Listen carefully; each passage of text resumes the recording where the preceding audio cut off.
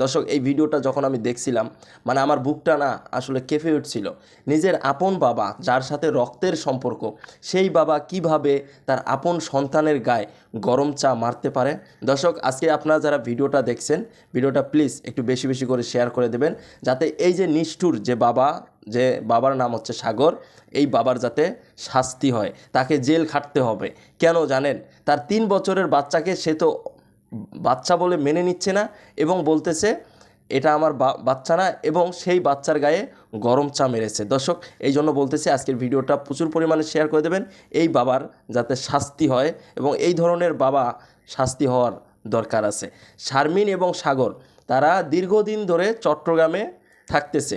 সেখানে থাকার পর তারা ঘর সংসার করতেছে। তারপরে এই যে ছোট্ট মাসুম একটা বাচ্চা, যে বাচ্চাটির বয়স 3 বছর, এই বাচ্চাটি হওয়ার পর সাগর তার গ্রামের বাড়িতে গেছে। তার গ্রামের বাড়ি হচ্ছে বরিশালে যাওয়ার পরে তার স্ত্রী শারমিন জানতে পারে যে তার স্বামী দ্বিতীয় বিয়ে করতেছে। ঠিক এই সময় যখন তার প্রথম স্ত্রী শারমিন বাড়িতে যায়, এবং বাড়িতে যাওয়ার পরে সাগর ওই স্ত্রীকে বলতেছে, শারমিনকে বলতেছে, তুমি আমার বাড়িতে ঢুকবা না এবং এই সন্তান আমার না। কিন্তু এদিকে কিন্তু শারমিনের পেটে আরও একটি বাচ্চা আছে। সেই 2টা বাচ্চা নিয়ে এই মেয়েটি এখন কোথায় যাবে? যার সাথে এতদিন চট্টগ্রামে বসতবাড়ি করলো, এতদিন থাকলো, এতদিন একসাথে সময় কাটালো, তাকে বিয়ে করেছে, অথচ সেই প্রথম স্ত্রীকেই বলতেছে তুমি আমার কাছে কেন এসেছো? সেই স্ত্রী কি মেনে নেবে? এটা কেউ মেনে নেবে? আপনারাই বলেন। মেনে নেবে না। সেই স্ত্রী যখন স্থানীয় ইউপি চেয়ারম্যানের কাছে গিয়ে যখন একটি নালিশ করে, তখন কি সে কি কোনো অপরাধ করেছে? আপনারাই বলুন। অপরাধ করে নাই। সেই স্ত্রী যখন তার বাড়িতে ঢোকে এবং ঢোকার পরে তাদের বাড়িতে যখন একটি গ্যাঞ্জাম সৃষ্টি হয়, ঠিক ওই সময় এই যে সাগর, তার 3 বছরের একটা বাচ্চা ছিল, এই 3 বছরের বাচ্চা ছেলেটির গায়ে পাতিলের মধ্যে গরম চা ছিল।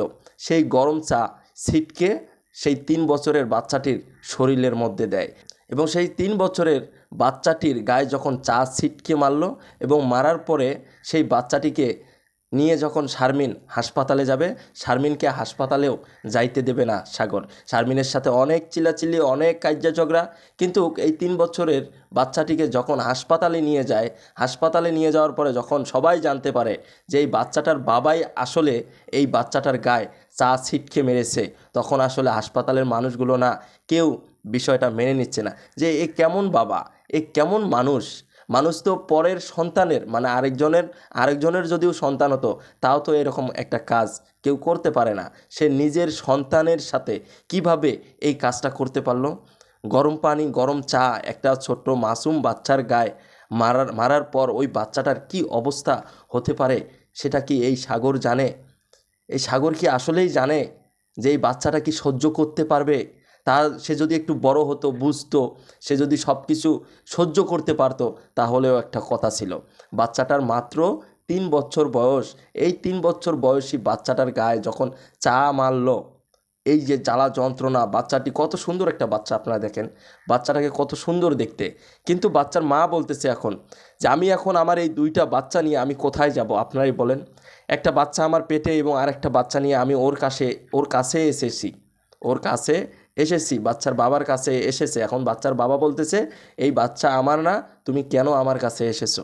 এবং সে নাকি আরও একটি বিয়েও করবে, এরকম চিন্তা ভাবনা করতেছে। তাহলে এই ধরনের মানুষের আসলে কি শাস্তি হওয়া উচিত? আপনারা যারা এই ধরনের কাজগুলি করতেছেন না, একটু বিরত থাকেন না, একটু ভালো হয়ে যান না, নিজের সংসার, নিজের ফ্যামিলি নিয়ে একটু ভালো থাকার চেষ্টা করেন না। আপনারা কেন এই ধরনের কাজগুলো করতেছেন? এই যে 3 বছরের বাচ্চাটার গায়ে যে আপনি চা মেরেছেন, এই বাচ্চাটা কি আসলেই সহ্য করতে পারতেছে? তার বুকটা তো ছিঁড়ে ছিঁড়ে যাচ্ছে সম্ভবত। তার যে জায়গায় চাগুলো পড়েছে আমি দেখেছি, মানে অনেক সাদা হয়ে গেছে এবং অনেকটা লাল হয়ে গেছে, আর বাচ্চাটির চোখের পানি ফেলতে ফেলতে, কান্না করতে করতে শেষ অবস্থা। তো যারা এই ধরনের কাজগুলি করতেছেন, প্লিজ একটু শুধরাই যান।